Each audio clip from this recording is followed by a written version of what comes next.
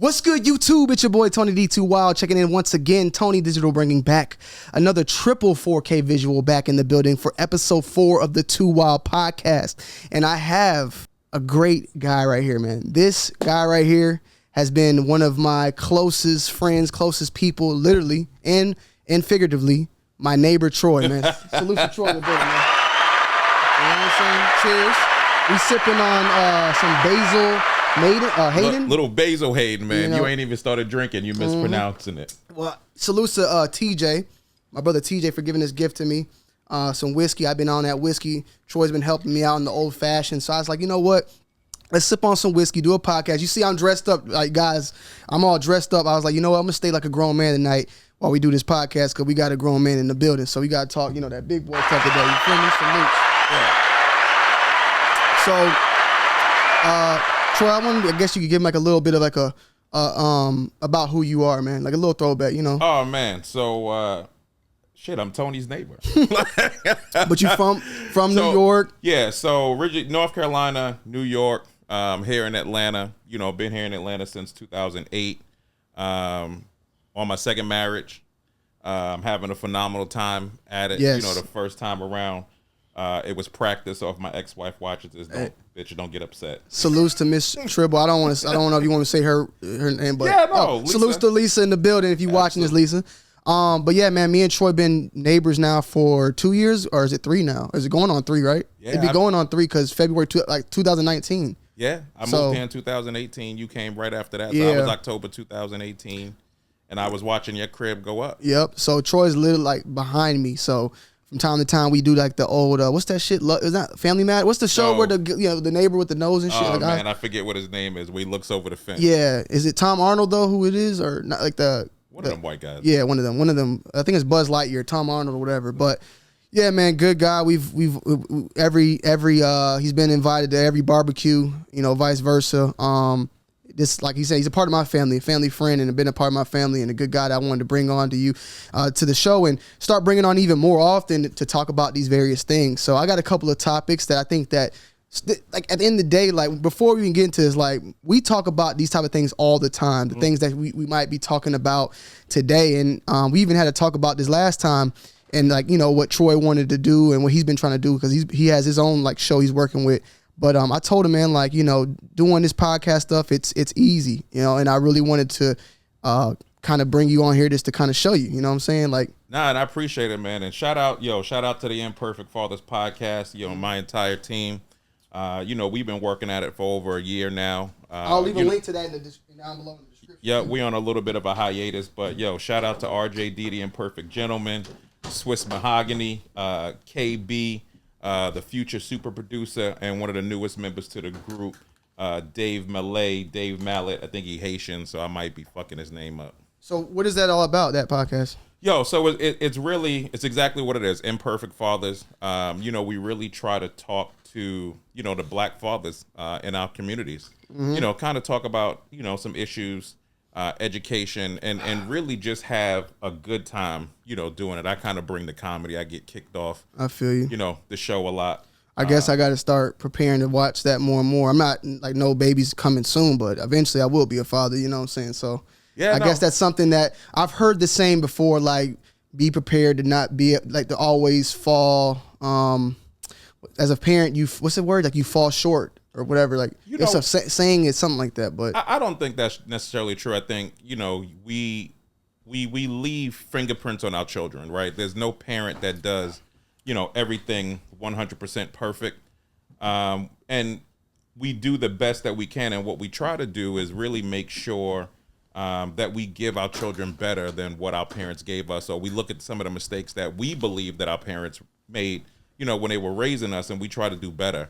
But, the one thing I can always tell people is, be present, right? Yeah. I think that's a lot of mistakes that some parents make, is they try to overcompensate sometimes when they can't be present with money. Mm-hmm. Be present, because you miss a lot of things. And when I say present, sometimes we can be present physically, but we're not present emotionally. Yeah. Or the intimate presence is not there with your children. That's something else I learned, is to really learn to be intimate when you have children, because it gives them something.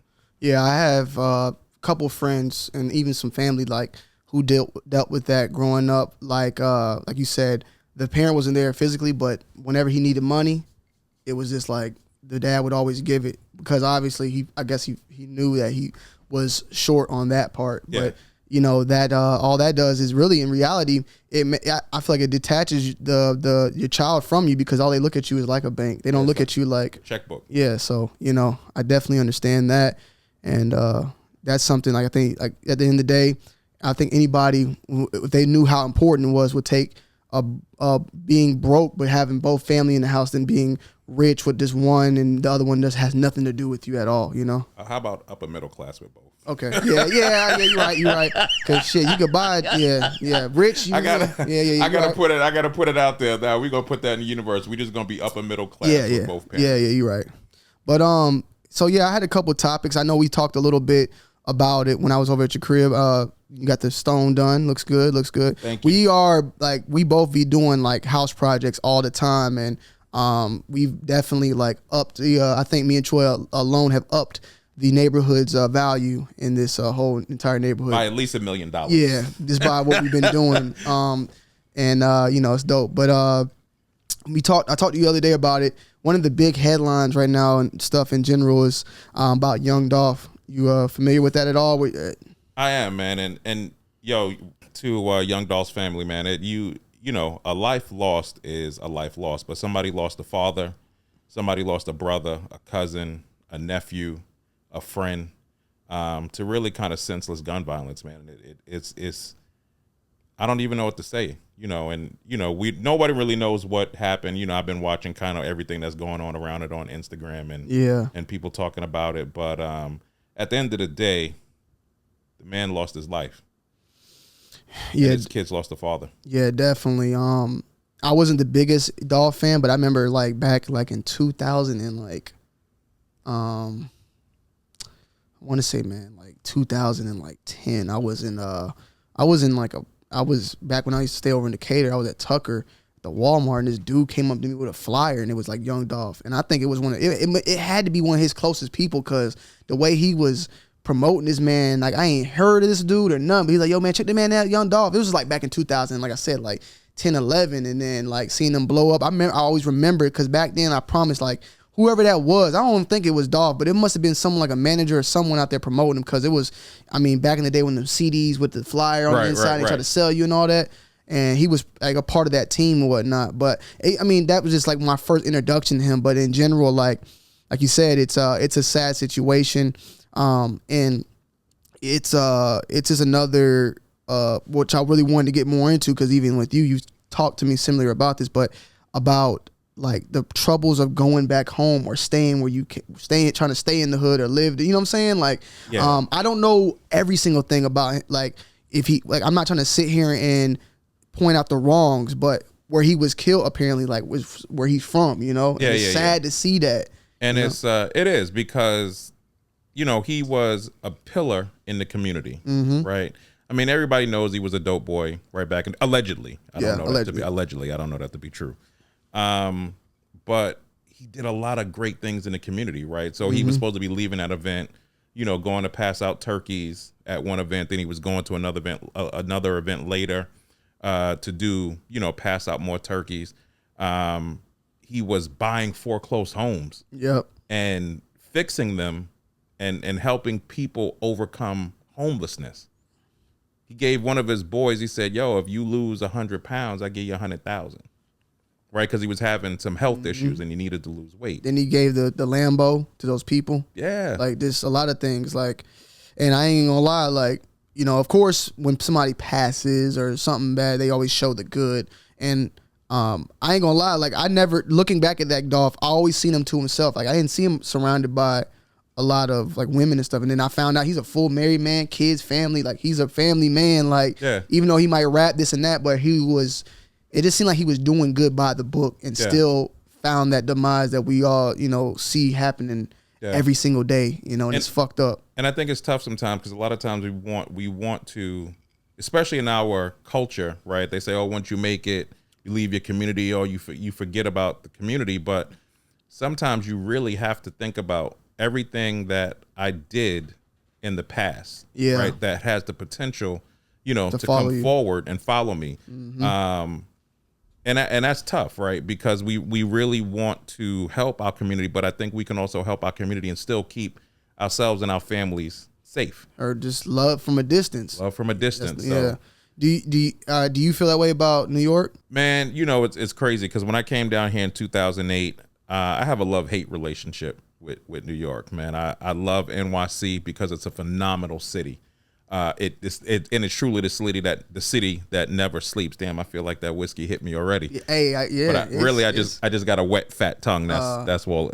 I got a little glaze. I was sipping on some Grand Marnier at Nicole's friend's house. So this is my second one of the night. But I'm good. I'm chilling. But nah, I love NYC. It was just really time for me to go, and it was time for me to move on to bigger and better things. Here in Atlanta, like I said, I think it's a phenomenal city. You can't beat the arts. The museums, the food, the nightlife.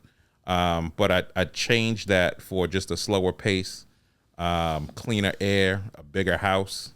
Yeah, definitely. And they trying to take that now, though. Like the city is Atlanta's getting more and more expensive. Atlanta's getting crazy. That's why I'm staying out here in the burbs. Would you say, because I asked my friend last time that was on here, he's from Cleveland and he's been living out here. Is Atlanta home? It is. It's home. It's home now. It's home. Okay. Yeah, it'll take a lot to get me to leave this city. Yeah, I love it. Yeah, I mean, and honestly, I just love everything about it. Yeah. One thing, because you met everybody damn near my family now, but one thing that my uncles in LA was saying when they were out here for the wedding, they were like, bro, I feel great being black. Oh yeah, listen. They were like. I don't know. I feel like I can hug a black person out here. Like they love. Like I see a black person like in LA, they don't be like that. Like it feel like everybody on their own. But out here, like they see you, like you feel good being black in Atlanta. Yeah, it's the Mecca, man. I think Chris Rock might have said it in one of his stand-ups. He was like, "Yo, all important black decisions are made in Atlanta." Yeah, and it feels like that, man, because everybody's here. Yeah, everything, and even like you said, from the culture, like from the music to everything, it's like it really does kind of stem from here. And it's, I guess they say diversity is good as well, but I think that the lack of diversity is what makes it great here. It's like it's white and black, and even the white people and the black people, I feel like, are on the same page. Like there's definitely like differences in rate, but like there's country white people and country black people, there's not that much of a difference. No, everybody like the same shit. Like they just country as fuck. Like it just, even the slang and like, out in Atlanta, they're like, boy, what the fuck going on? But then in the white, boy, what the fuck going on? Like it's the same twang, but it's like different in a way. You know what I'm saying? It's like, Yo, listen, I'm not gonna front though. When I first came down here, I thought I needed a dictionary to understand what these cats down here were saying. Because like I grew up in New York with the West Indians, all the Caribbean, so like having a conversation with a Jamaican, I'm speaking patois, some Trinis or some Guyanese. Yeah. Because I've been around them so long, it was super easy to understand. And, my family from North Carolina, but they talk a little bit different. Down here, it was a whole different dialect when I got down here. And I was like, God damn. I met somebody from North Carolina that was Geechee, and I couldn't understand what the fuck he was saying. They low country. I was like, what the fuck? Like, bro, I did not know what the fuck was going on, man. I was like, why does he sound like that? Like, I was asking my brother, and he's like, he's Geechee. I'm like, bro, and I ain't never heard what a Geechee was, but he's like, yeah, it's like a community, like in South Carolina and North Carolina. There's like a big community of Geechee people. But yeah, man, I love Atlanta too, man. I love it, man. Like, it don't matter where the fuck I go. Like, after a week, I'm ready to come back. I don't know if I'm just in my ways, but it's just like the beach. Like, I don't care. Like, the beach is good, but you get tired of it. New York, like, Manhattan, after a while, you might get tired of it. Like, people think New York's Manhattan. New York ain't Manhattan. Like, people that live in, like, the boroughs, they live, like, they got houses or lofts just this. Yeah. Like, it's more chill than what you think. I think, and at the end of the day, I've always said, and it rubs everybody wrong in LA, New York, Miami, whatever. When you look at all the cities, Atlanta's going up. The other cities, they still living in the past. Miami's living off 80s. New York's never finished. It's always constantly. LA's living on Hollywood films and shit, but all that's in Atlanta now. Like, Atlanta's the only one that's going up. New stadiums, it's going up. Like, it's new stuff coming here all the time. Yeah, I mean, Atlanta has, I believe they have, in terms of budget wise, they've produced dollar-wise, more movies than New York City has. And that's crazy. I mean, all the Marvel, like all them damn Marvel movies. Everything is shot here, man. Yeah. Everything. And it's crazy because they shoot things here, and then when you watch it, you be like, oh, shit, that's ATL, right? Yep. You know what I'm saying? So it just makes you feel good to see your city doing well. And to really see the people around the city, because there's such a huge opportunity in terms of the job market, here in Atlanta. Delta's based here, right? Coca-Cola, right? CNN, even, Cartoon Net, all that shit's here. TNT. Yeah, you got a lot of great companies that are based out of, Atlanta. And a lot of small companies too, a lot of black-owned businesses, mom and pop owned businesses that do really extremely well, from HVAC, pest control. So but for everybody that be like, oh, Atlanta's too slow, keep your ass where you at. Don't come down here ruining our city. We already got too much traffic as is, and they already doing too damn much.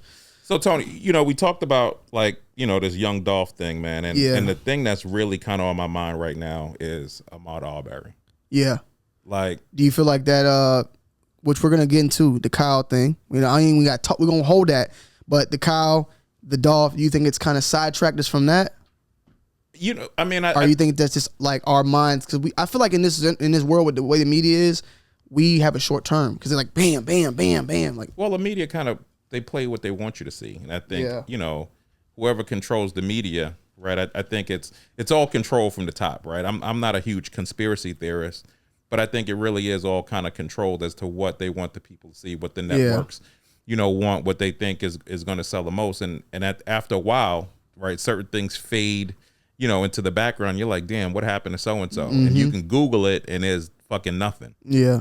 And I just want to say to our people, do not let these issues fall into the background. Don't have short-term memory. Don't have short-term memory, and don't be in just for the hype.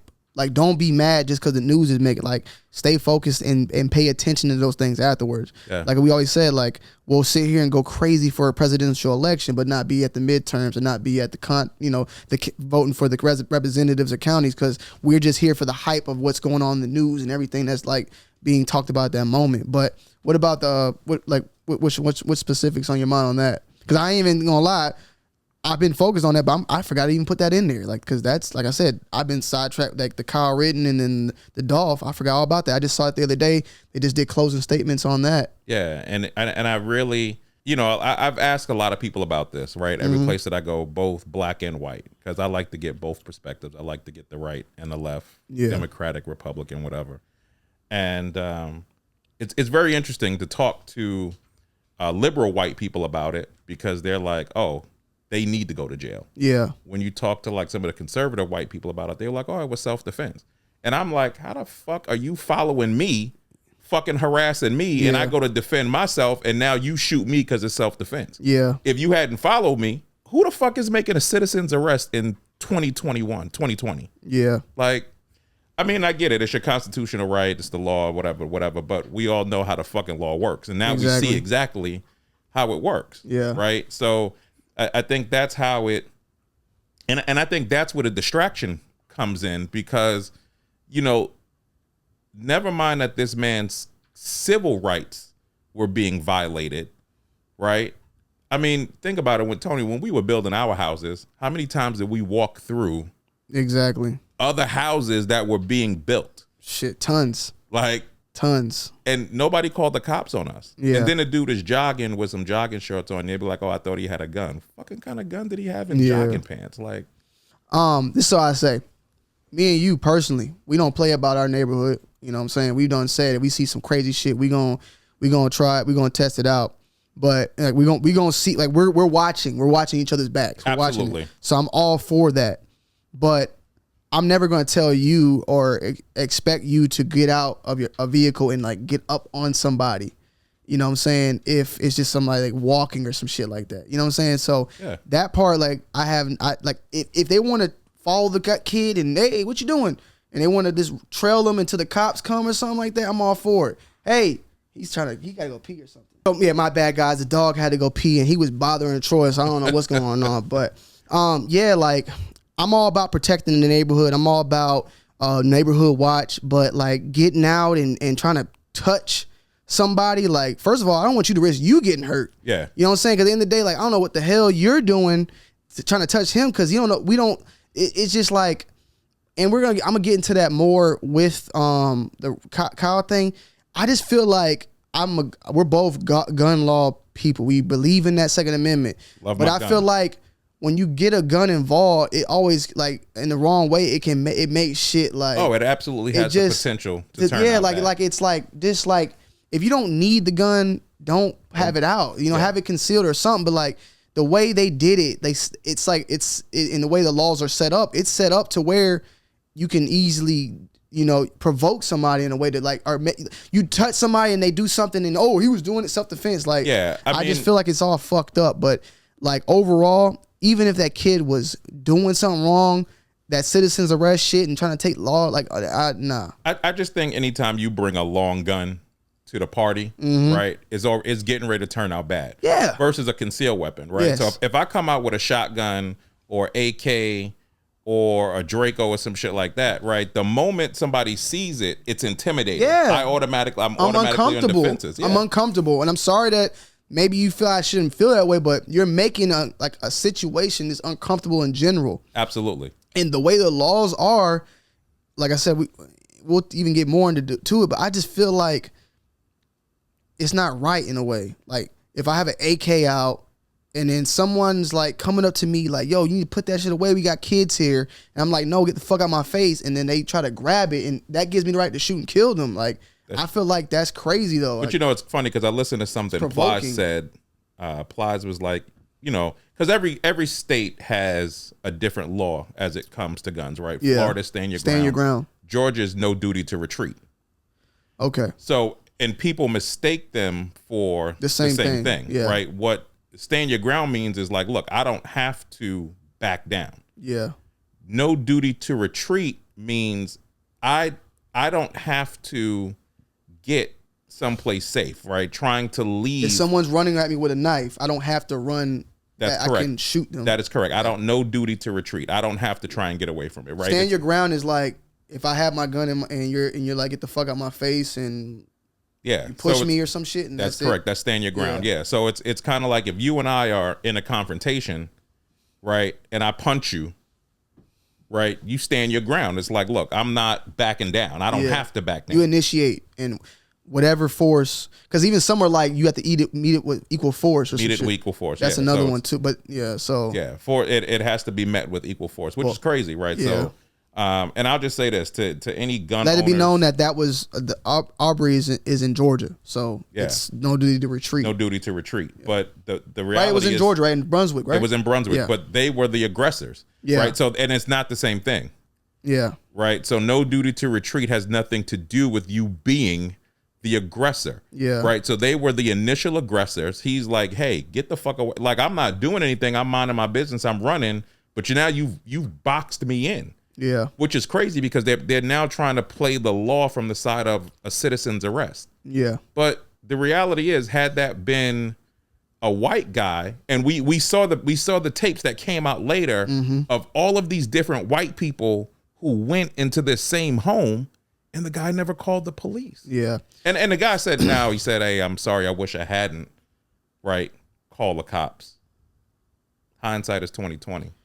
If that tape was not there, we would have another Trayvon Martin, 100%. Easy. Same exact. It's the same exact thing. I mean, we don't know 1,000 what Trayvon Martin, but from what even George Zimmerman said himself, he saw him and he walked up on him. That was it. We don't know if Trayvon was on the run or even then, like 100%. It just doesn't sound right. Like, I'm sorry. Like, if I'm walking and somebody's like, yo, you live around here, bro? I'm not finna run. I'm not finna run up on you and start attacking you. Like, this doesn't make no fucking sense. But yeah, I mean, and the man that recorded, and I honestly think they're gonna be found guilty. I think they listen, bro. I am not trusting in the justice. I'm not trusting in the justice system, right? And I'll tell anybody I believe in the justice system, right? Because it's they're being tried by a jury of their peers, and that's what the justice system is about, right? So you know, I always encourage people, make sure that you understand the legal system. It's not always fair to us. It doesn't always benefit us. Yes. You know, black people, especially, you know, when you are on the opposite side of the prosecution. And then in cases like this, we see where the prosecution bungles the trial, but really it's on the defense lawyer to create reasonable doubt for the jury that. So I want to bring that up because what you said and what it's going to be similar once to more we talk about. And I even had this topic with some other people. What is the issue? Because I feel like I don't feel like this is, when it comes to these type of things in any shooting really, why do you think the majority of black people tend to put the emotion first before the law? So what I'm trying to say is, for instance, you're saying that they're not guilty. Some people will assume, why they ain't guilty? They killed them in cold blood. Like, just because somebody's not guilty doesn't mean that you don't think it's wrong. Yeah. And I feel like we have an issue with separating law from emotion. Because the law has never been on our side. Okay. Justice isn't blind, right? So when you see the scales of justice, right, you know, if anybody's not familiar with the scales of justice, it's this woman that's got a blindfold on and, you know, it's the scales. Mm-hmm.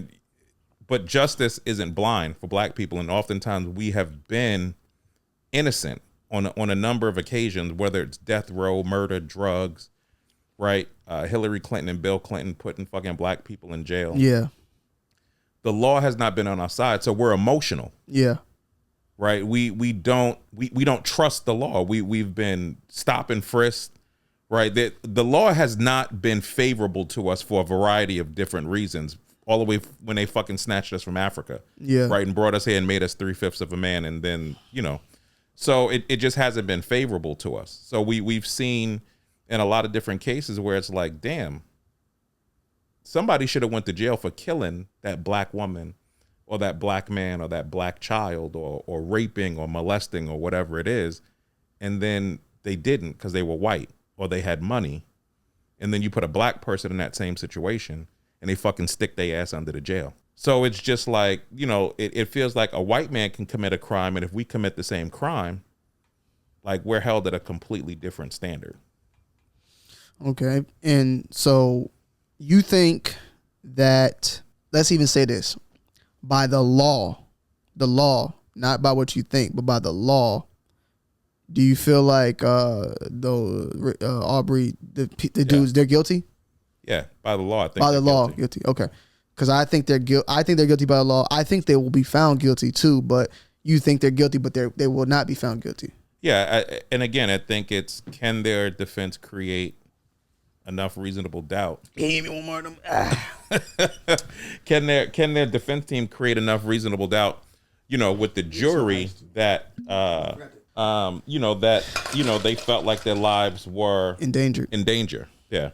So there's just no fucking way that you're endangered by one kid and it's two of y'all. Y'all some big boys too. Like y'all ain't no small motherfuckers. But this is why you shouldn't drink and podcast. But I'm about to say, I seen like I saw the prosecutor talking and she made some good points because she said that this was like a felony attack or some shit. Like what she was saying, I listened to the closing arguments from her and she seemed like she did a good job. So I don't know. We'll have to see. Now let's talk a little bit about this Kyle thing. What I feel is that the dude. Let me breathe real quick on this one, because we might be on a different one here though, Troy. So we'll see. I think the kid that was stupid as fuck. He had no reasoning or any of that. I think everything he did was like I'm not agreeing with none of it, but I understand why he is not guilty. I don't agree with it, nor do I support it. I don't like him. I wish he would still go to jail for it. But when I look at the laws and I look how it played out, I can see how the verdict was not guilty. Yes. That's what I'm trying to say. You get what I'm saying? Because we're trying to, I'm trying to separate my emotions from the whole exactly. thing. And I'm gonna tell you, and people might not like what I'm saying, and you know, no offense to anybody out there, but I'm also very indifferent to this because it was white on white crime. Yeah. So there's a lot of talk about this because we're gonna dive in because I want to even ask you. I'll save it. Go ahead. But I mean, there's so many things about this. There's so many things about the Kyle Rittenhouse trial that really, to me, were fucked up, right? You left your home in another state. Yep. To go defend some shit that didn't belong to you in another state. Yep. With a fucking semi-automatic. And that goes back to what I said. You're out in the public with an AR, like, yeah. It's just like we can walk into Walmart, me and you, Troy, walk into Walmart with our pistols out, and we're gonna get eyes. We're gonna get people uneasy. You know what I'm saying? Like, we could even get a cop that says, "Hey, come talk to me real quick." And that's what I'm saying. Like, when you have a gun out like that, you're like, they want to say it's not provoking, but you don't. It changes the atmosphere. Well, here's the thing about the law: a cop should never say that to you, actually, unless he and that's why, you know, when I don't even feel comfortable with I would never wear a gun on my head. Like, no, I get it. I mean, it's the law, and that's where the law gets kind of iffy, right? There is common sense, and then there's the law. And unfortunately, the law doesn't always support common sense. Yeah. And that's where things get crazy, because you or I may look at it from a common sense perspective, but other people say, well, the law says, right, the state of Georgia says I can open carry. But should I open carry into a preschool? Yeah. Where there's no reason for me to open carry into a preschool. I conceal my weapon. Yeah. Right. So do I think some people do it to be menacing or threatening? Right? I do. And it goes back, I was going to say something before that I heard Ply say on Instagram. He said these stand your ground and no duty to retreat laws were designed for people who can't fight. And I was like, damn. Like, they were designed for people who can't fight, because typically, like in the hood, we just knuckle up. Yeah. Right. But in that situation, so I say that to say that it's not always, some of the shit is really nonsensical. Like, it just doesn't make sense. Yeah. To walk down the street with an AR-15, right? You think because people see you with an AR-15, they're going to keep the peace. But the reality is, your fucking people have already upset the peace. Yeah. The reason we are here is because of what people who look like you have done. It's because of what police have done to us, right? And I don't necessarily support rioting, but I think I am a big supporter of Malcolm X by any means necessary. Yeah. And sometimes you have to, sometimes the violence is necessary to prove the point. Sometimes you got to tear up shit to get your point across. Yeah. Now, don't tear up shit in your neighborhood. Yeah. But we also know if we go into the white neighborhoods and tear up shit, we're going to get shot. Yeah. So, but even then, like, the majority of that, the rioters were white too. Like, that whole thing. so that goes back to the white on white crime, right? It goes back to. Well, let me ask you this, because this is what they said. This is what's being said on the internet about a lot of people. You probably even heard this. Should black people even care about something that has nothing to pertain to them? Well, it does pertain to us. For the fact that he was there, right? But the fact that, like, I don't know, like, it does pertain to us. I've heard that statement, like you said, yeah, I think it does, because those people were there for, like, not saying the rioters, but people were there with signs and stuff to speak out against the fuck shit that happened. So they were there. Those specific people that died, I don't know if they were there. I don't know if they were there to fuck shit up just for the moment, because we do know, like, what's the one that happened in LA where they were just breaking in the sneaker store. People were taking advantage of the riots, basically. Yeah, that to me, that's crazy. And I want people to understand, right? When I say I feel indifferent about it because it's white on white crime, I say that with a little bit of truth and a little bit of joke. At the end of the day, those people were coming out to support our movements, right? And I applaud, you know, the white people that come out and support, you know, the black people movement. And all to all the black people who come out and support the movement too, right? So it is our issue, right? We have to be concerned about it, because that could have been one of us. So we now saw that he killed one of his own, or maybe they don't care because one of the guys is Jewish or whatever, but it could have easily have been one of us. Yeah. And it would have just been another senseless, death of a black person. So in this particular case, it was a senseless death of a white person. When you could have just been like, yo, shoot me 5. I think if he would have killed a black person, we'd be on some whole different shit right now in America. Bro. It'd be some crazy shit going on. Yeah.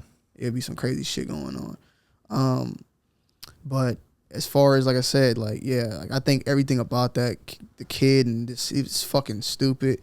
As far as like how he got off on the self-defense and the videos of showing everybody chasing with skateboards and the dude throwing the bag at him, like those are the things that it takes to be able to kill somebody for self-defense. Like that's how easy it is. And that's why it's like, I don't necessarily know what needs to be done, but as long as the laws stay like that, if you're running after somebody with a gun, they can kill you pretty much. Yeah, pretty much. That's it. So like, that's and you can leave your state and go to another state. Yeah.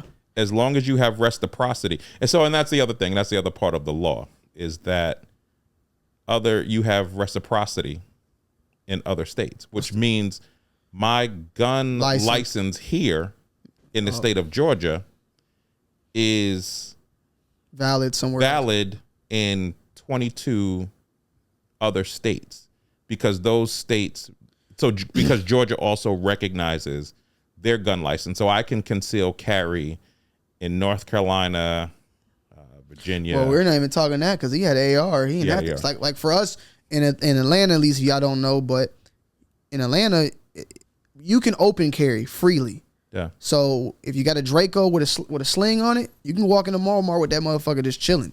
Yep. So how he came running down the street, that's perfectly legal in Atlanta. Yeah. So like what you're saying though is like what you're saying the way it is like you can damn near go to another state and get more rights. Like you said, if we're in Georgia, we can go to Florida with our gun and get some extra rights. Where if you run up, I can shoot you now. Well, not necessarily extra rights, but I'm just saying like you go from retreat to stand your ground now. Yeah. Like, so it's kind of like I can leave here and go to Florida, with my AR. And with my shotgun, and walk up and down the streets of Florida, waiting on somebody to say wrong. Yeah, do something crazy. Yeah, that's what I'm saying, and that's where my issue is. Like, going to a riot with an AR you're gonna get somebody who's gonna not give a fuck about it. Maybe they're not mentally there or whatever, but man, fuck that shit. Run up. Yeah, and. It's just like it's like it's like taking the opportunity or some shit. I don't know. And that's the whole shit makes me sad, bro. Yeah. And I think, the families will turn around and sue him in a civil suit. Right? Yeah. And they'll win the civil suit. But I also think, nothing replaces that. Nothing replaces a life. Yeah. Nothing replaces the PTSD, that you'll go through. And again, that side will have enough GoFundMe's and shit like that to kind of take care of them. So let me ask you this.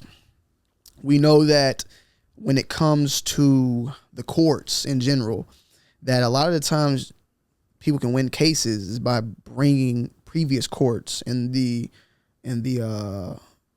outcomes of them as evidence. You know what I'm saying?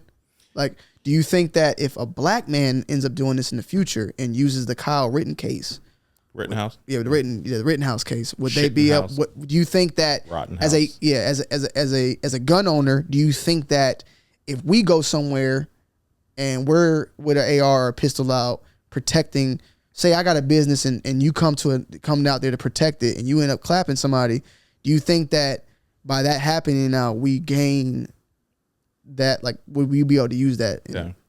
You get what I'm saying? Like, them dudes, what are they? The NFAC, not fucking around coalition?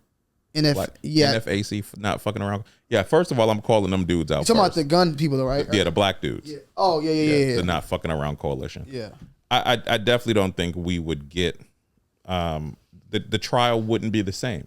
And here's another conversation I had with people, because he was tried by a jury of his peers. Here's the other part. He was tried by a jury of his peers. These fucking 3 assholes in Brunswick, Georgia, are being tried by a jury of their peers. 11 white jurors, 1 black. There's a lot of things that go into the legal system that we also have to understand. and I listen to news from the both sides. I'm probably going to take you the long way around to come back, but I listen to conservative talk radio. I listen to liberal talk radio. And the reality is the only way that the legal system changes a little bit, the only way that as black people that we get a break, hopefully in the legal system, is that we got to fucking show up for jury duty. But showing up for jury duty is kind of like, it's like snitching. It's like telling. Yeah. Right? So we have a love-hate relationship with the police. We have a love-hate relationship with the justice system. We don't want to go to jury duty because our job might not pay us to take time off of work. And the jury duty, you only getting fucking $20 a day. So it's like, shit, I'm not going to go sit and talk about if somebody's guilty or not guilty, and I'm not going to get paid and I can't pay my bills at home. Yeah. Right. So, and then there's that whole thing about maybe the court system doesn't work, or so there are a lot of things historically and emotionally that we have inside of us about the legal system. So, but if we want a better shake, and if we want our people to have a better shake at the legal system, then we got to show up in court for it. Yeah, I've never been on jury duty. I've been sent the things, but I never always call, and it's always like you don't have to go or whatever. You know? Well, that's different, right? Yeah. If you don't have to go, but some people go, we go and be like, I don't want to do this. I want to get out of it. Yeah. Right. But a part of it is your civic duty. Yeah. To sit on a jury, and you never know. You could change somebody's life. Would you say you're a liberal? Whoa, here's that. Let me take a sip. Pull up. So we talked about this, I think, a little bit before, just on some like regular talk. Do you feel like you're First, do you feel like you're a liberal, conservative now, and what were you growing up? Yeah. I never knew anything about being a liberal or conservative until I was like real grown. Yeah. I don't know. I'm a common senser. Okay. I don't claim to be a liberal. I don't claim to be a conservative. So you would say you're like independent almost in a way. Sure. I mean, I think I'm a common senser, right? I think that I have no right as a man to tell a woman what to do with her body. Mm-hmm. The church shouldn't control what happens in our bedroom in terms of birth control, right? Because they're not fucking taking care of our kids. You know, spending money and government spending and shit like that. I mean, I'm common sense. So I'll say it like this. From a conservative view, our gas prices are fucking out of control, right? So I got some of those stickers with Biden on it that says I did this. Yeah. Yeah, I got some of those. I'll be putting them shits all over the place. Yeah. I'm upset with that motherfucker. But I'm a common senser, man. I'm not a... I would say that I agree with that, you know, but I would just say, if I had to give a definition, I guess I would say I'm independent now.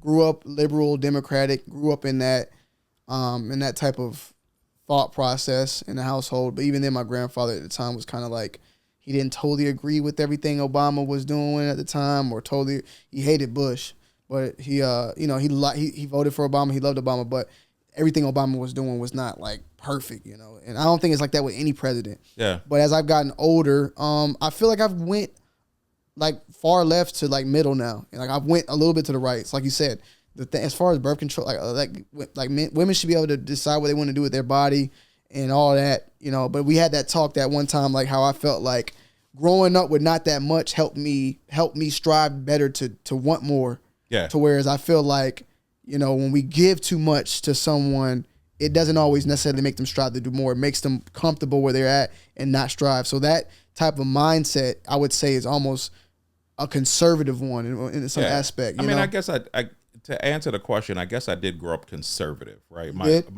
grandmother. Okay. That's different from being in New York. Well, Southern Baptist. You was born, you said, in North Carolina, though. Yeah, so Southern. That would be in North Carolina. Yeah. Okay. Yeah. Yeah. So it's like a Southern. You know, you got that Southern Baptist. You know, my grandmother was born. You know, we had a farm, right? So we worked for everything that we got. I don't know that my grandmother necessarily believed or didn't believe, in abortion. I know some abortions, happened in my house. My aunt was a hoe. No, I'm just joking. I'm joking. You don't know she could be watching. She could be. But my grandmother was very strict, right? She was very strict about a lot of things. But I don't know if that necessarily made us conservative either.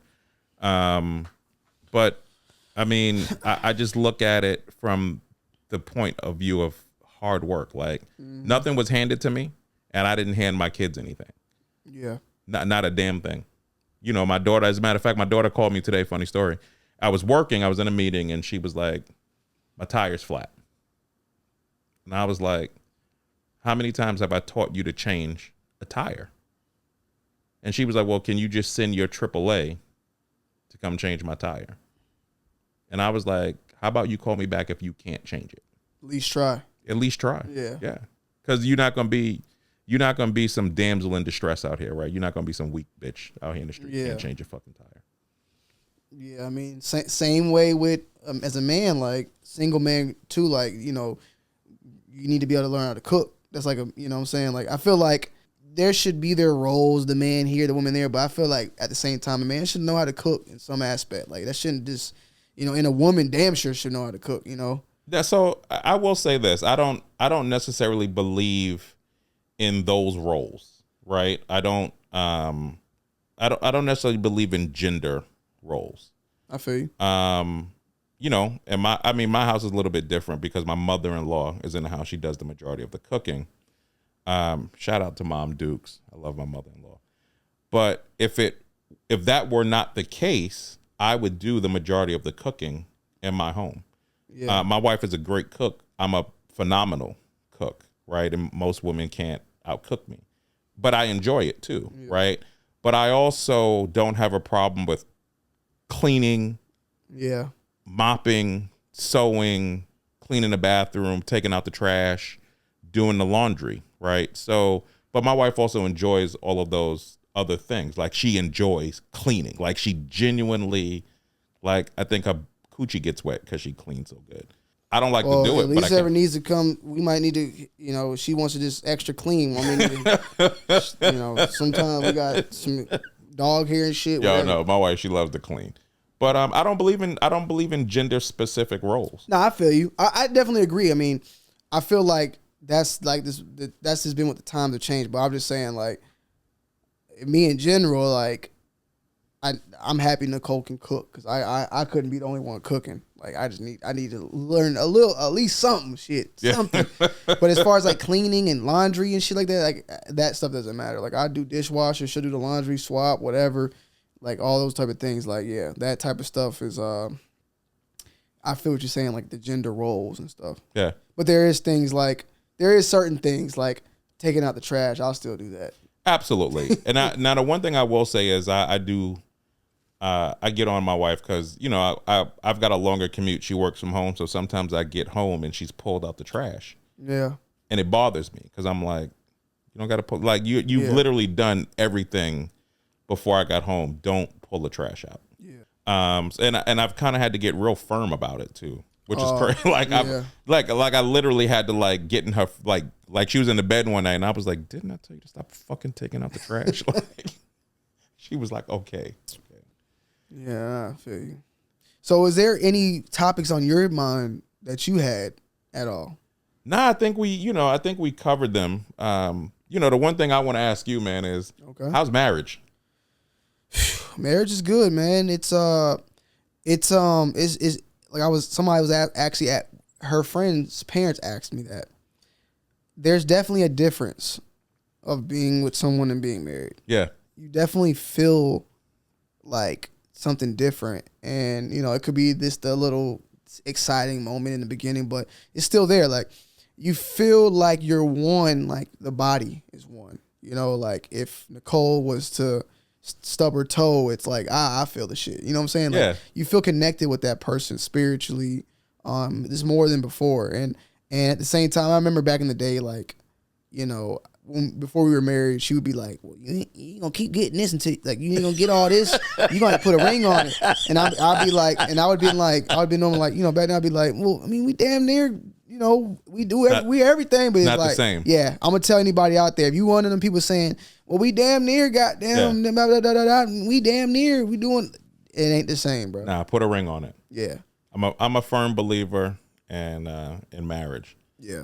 And I'm gonna tell you, man, because first of all, and you've probably already talked about the wedding. I missed all of that, but the wedding was fucking amazing. Thank you for having us at the wedding. We had a fantastic time.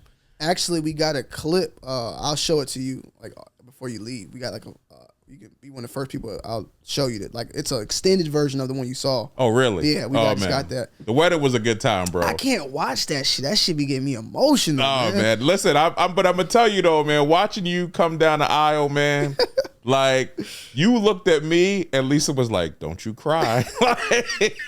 It was like, man, it was just amazing to see how happy you were. Yeah. You were standing up there, bro. You looked stoic, right? I could tell you were trying to hold it back. Yes. And it was crazy because that was the first time my LA family ever came to Atlanta. Yo, and it was crazy seeing your LA family too, man. And I've never had, nor do I ever think I will have that many people, like family, at one moment. Yeah. You know what I'm saying? Like, literally had everybody that really mattered was there. And it's like I know I'll have my grandma come out, my uncle come out, my dad come out, but at one moment, like that's tough. But they all came, and I'm talking about best friends. And you know what I'm saying? It's just everybody. Like that fish your grandmother fried. Yeah, that too. That fish. And I've been trying to remake that shit, but I can't. Fish was off the chain. Yeah, but it's just you can't beat that moment. Like the picture we just took with everybody, it was just crazy. Yeah. And then Troy had recently had some surgery on his hip. And this motherfucker was out there going swagging and surfing with a rose in his mouth, looking like the Mask when he had that rose, swagging, surfing. I'm like, yo, I don't know how he's doing it. Yo, it was a good time, man. Yeah. It was really a good time, and I think my favorite part was after you guys got married and I came over. And you were like, "Have I introduced you to my wife, Miss?" Oh yeah, right? yeah. Like, have I introduced you to my wife, right? So it was just because you guys were like, and I already knew you and Nicole were in love, right? But it was seeing that magic and that energy renewed, like yeah, it's definitely different. And we recently got baptized, and Troy was there. I didn't really tell nobody. I didn't really even mention it like that, but yeah, I got baptized a couple weeks ago. And even that, like, just I feel like we just did everything right, man. Like, did everything the right way, yeah. And it was like kind of backwards in a way, but we did it. Like, we fulfilled our promises to God, we fulfilled our promises to each other, and now it's just like just like grinding again and just like working to our next goals, which is a family and all that, and just house and all that, all that. So what's next? Yeah, I mean, next we still ain't did our honeymoon yet. Okay.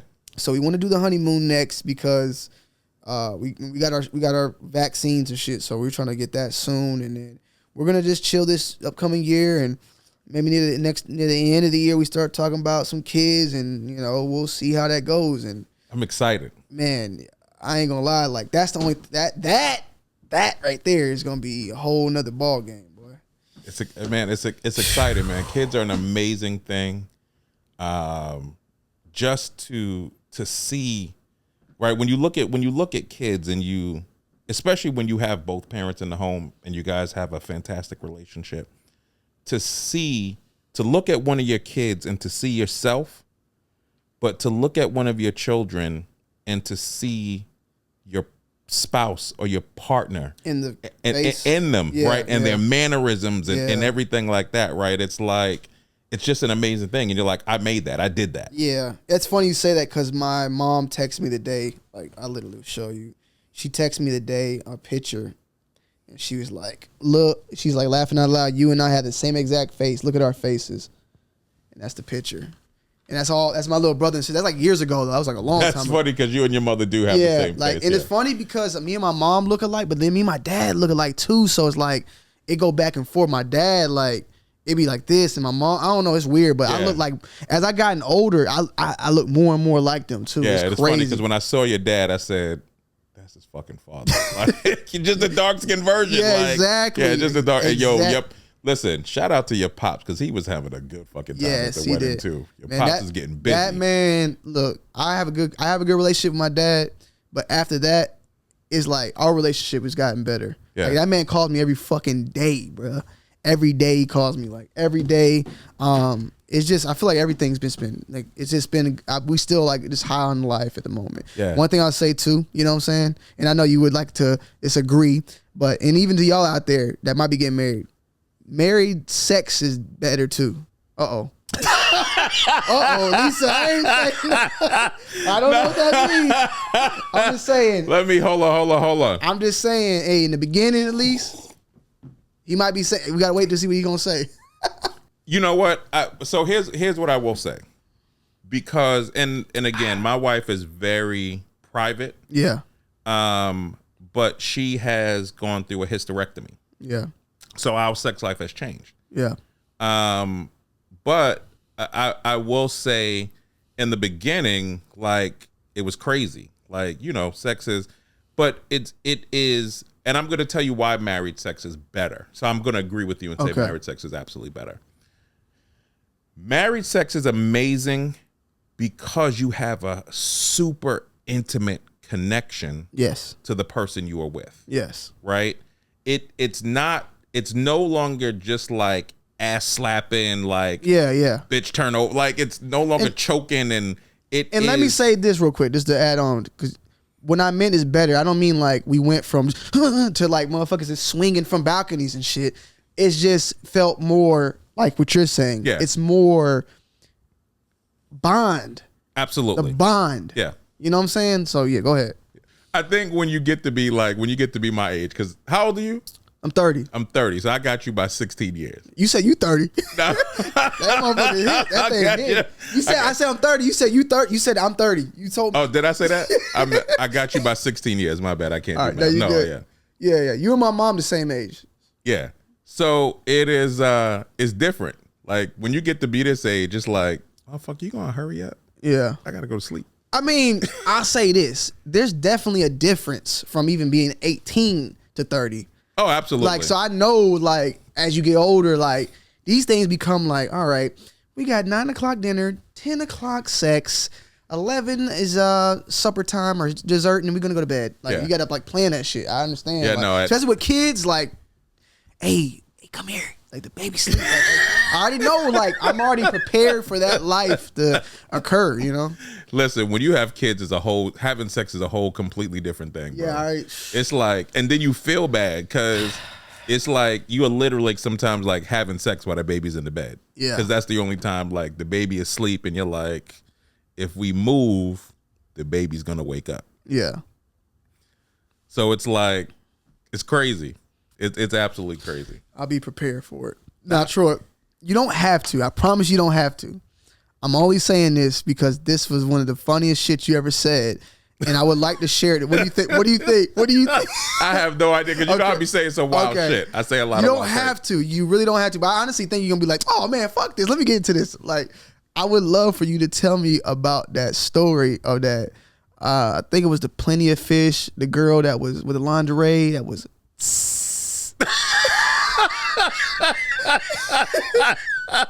If you can, man, my goodness. If you feel free, I mean, if you got to pour up another, I think I might have to pour up another one for this one. We're gonna have the Troys. Let me just say, listen, I know why people like dating.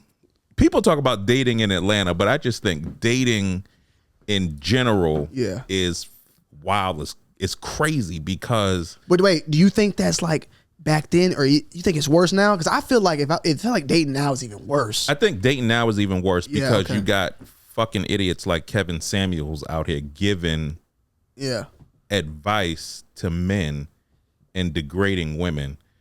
And Tony, I know you like. So let me just say this, y'all. Tony is a celebrity to me.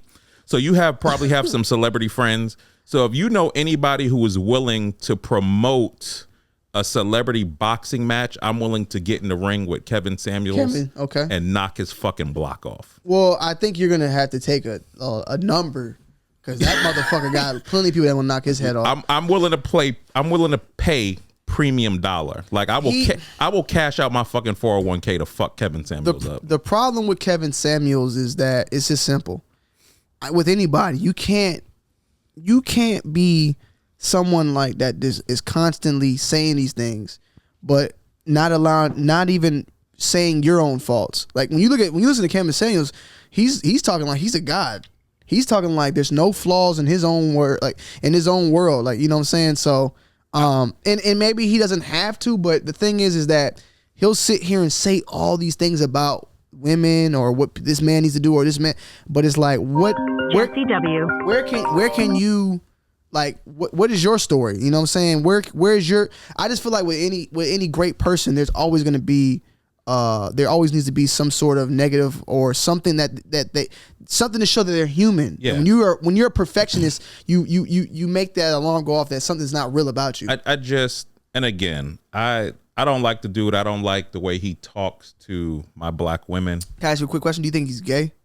I was getting ready to. Okay, go ahead. First of all, let me apologize ahead of time to the LGBTQ ABCDEFG community, because Kevin Samuels is a whole fucking half a faggot. Okay, like I don't even understand how you giving advice to straight black men about women, and you half a homosexual. I could be wrong, but I think he's half a homosexual. Did you ever see the like glitch thing that happened when he had like a dude laying in the bed? Did you see that? I don't follow stuff like that. Do you want to see it real quick? I can show it on the podcast. Sure. Okay. Let's see it. All right. But still, with that being said, I mean, even if he's not, if you are a man and you are letting Kevin Samuels give you direction about black women, you hate your mother. Damn. Let me be clear. Let me say this one more time.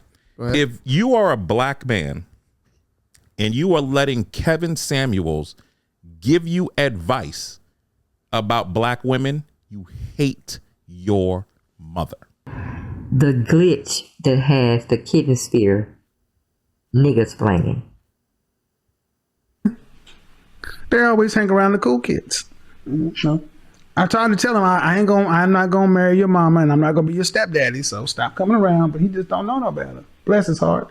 Baby Yoda. Anywho, what you got for me? How old are you, by the way? He gonna show 44. A clip where he changes 44. The camera. So remember them kids. See, boys like that used to put them in. We put them in the special ed class when we were coming up. Yeah, I mean, it's a nigga laying in his bed though. How do we know that's his bed? What the heck just happened here? You trying to play it off. Sleeping in the bed. Yeah, he tried to play it off. Somebody sleeping in the bed. Somebody tried to play it off. He said somebody sleeping in the bed. Somebody sleeping in the bed. That's him though. That's his camera doing that shit. Yeah, that's your butt buddy. Yeah. Listen, if that's all, we got to save that for another topic. All right. I'll come back. But so dating stories. Well, how long will this one take? Because I got 18 minutes on these two, and I might have to read. I'll make it quick. Right. So, because do you want to say Kevin Samuels for another video? Yeah, we're definitely gonna save Kevin another Samuels. podcast. Yeah, we'll save him for another podcast. Right. So, prior to meeting my wife, I had been out on a number of dates off of POF. Plenty of fish. Plenty of fools. Yeah, is what it really is. And some people might say that about me, right? Because I definitely had to ghost a few chicks off of POF.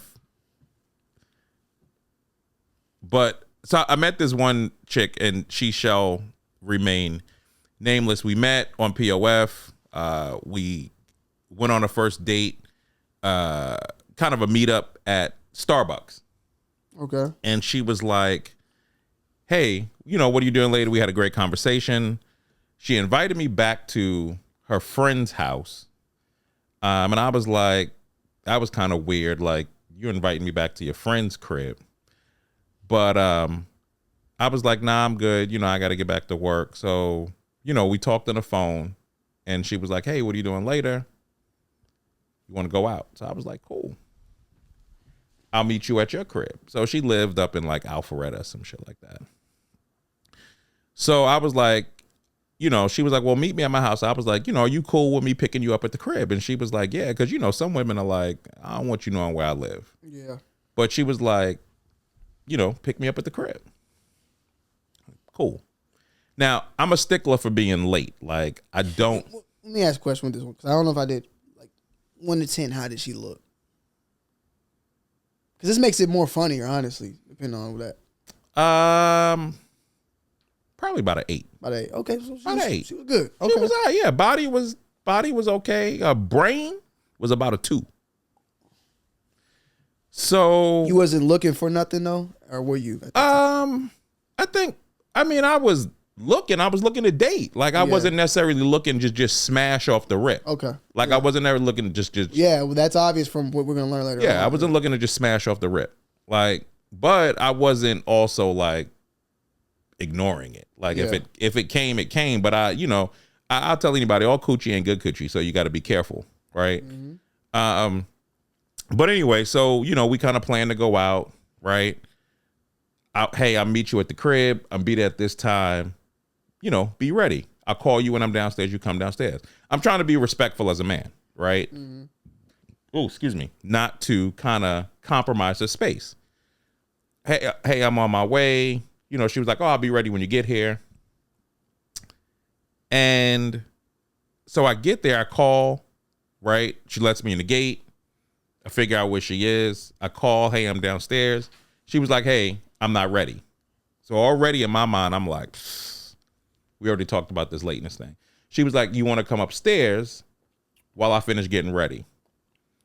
Flags hadn't quite gone off yet. They probably should have, but she's trusting, whatever. So I was like, nah, I could just wait. She was like, well, I'm probably going to be a little while. So now I'm still getting more irritated the more she talks about not being on time. So I park the car, go upstairs, and she was like, hey, I'm going to leave the door unlocked. So I was like, all right. So I'm really kind of like, she set me up for the rob. Yeah. Like, but I got my pistol, so I'm like, you gonna have a hard time on you in a good neighborhood? We in Alpharetta, yeah. Hell yeah. Oh yeah, no, I was in an excellent neighborhood because she lived in the spot behind like where Verizon has a campus. The two twin towers. Yeah. Yeah. So I go in and she got the mood lights on and shit like that. So I was like, she set me up for the okie doke. So I go in and so like I'm calling her name or whatnot. She's not answering. But then I could hear her like, psst, like she's like,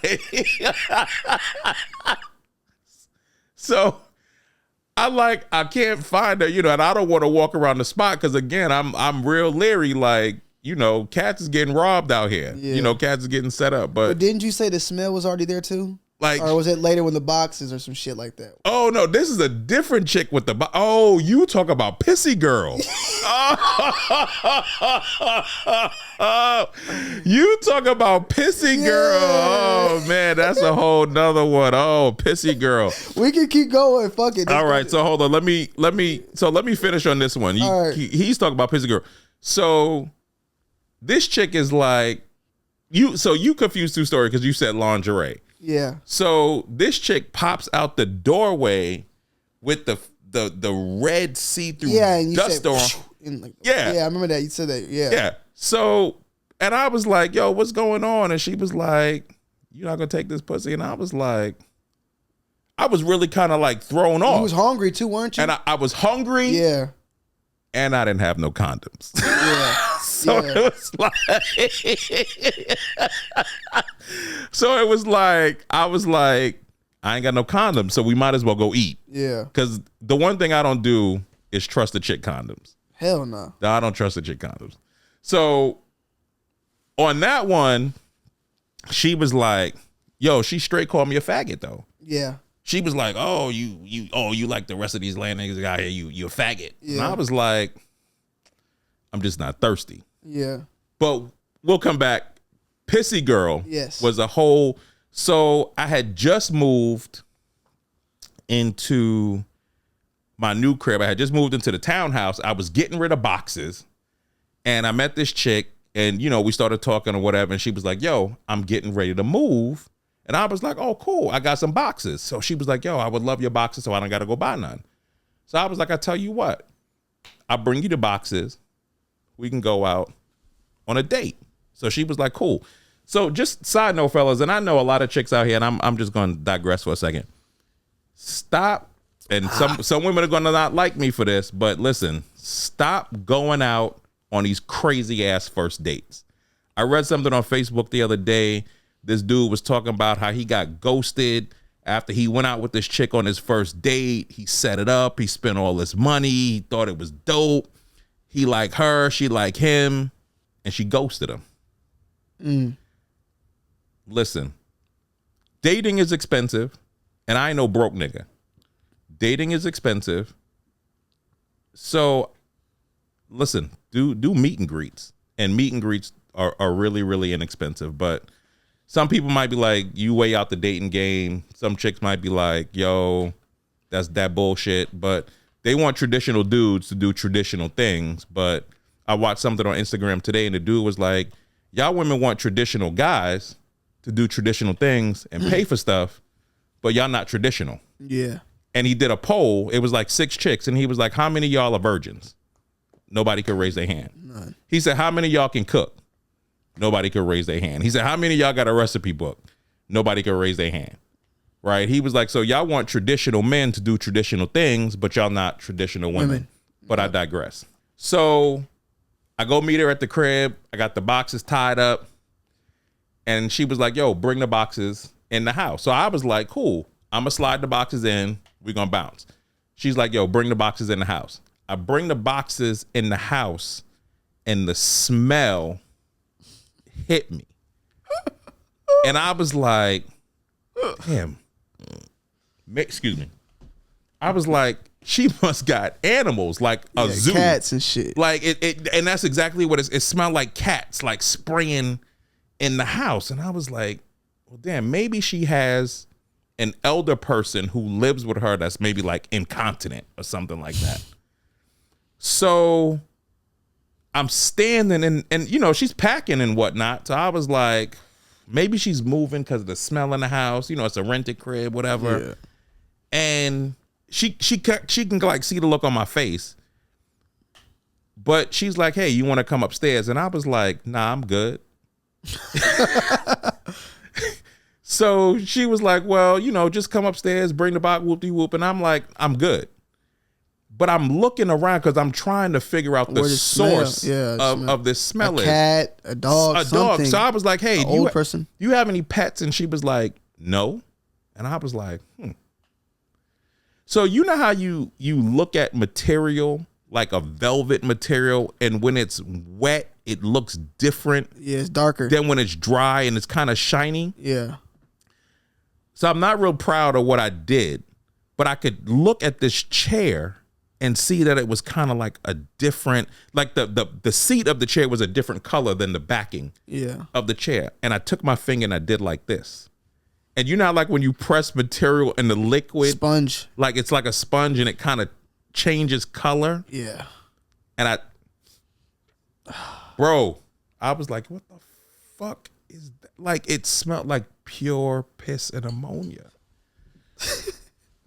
Like, so I'm standing there, like, and so she's upstairs, and like I had to like call her, and as I'm talking to her, like she literally pissed herself. Like as I'm standing there having a conversation with her about this thing, and I was probably way too long after that. But she literally, it was like.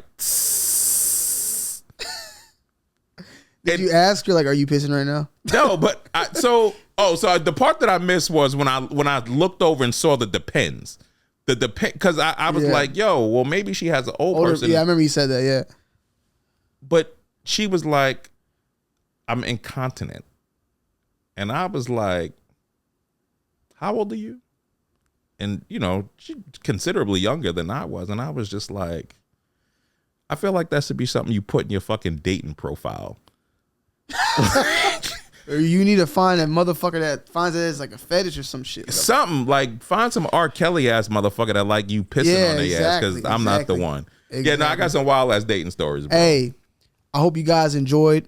If you want to see Troy more, comment down below. Check the links out below in the description. I'll leave links to any information that you want me to give Troy, like the podcast I got you on all that. Yeah, and Perfect Fathers podcast. Perfect Fathers. If you want some more sex stories or some advice, let me know.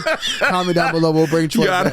I don't know if my wife is going to appreciate me sharing some of my crazy ass sex stories, but you know, listen, that's our history. Everything, Lisa, anything that's on here, I hope, I'm pretty sure he's already told you. Yeah, pretty much. Most of it.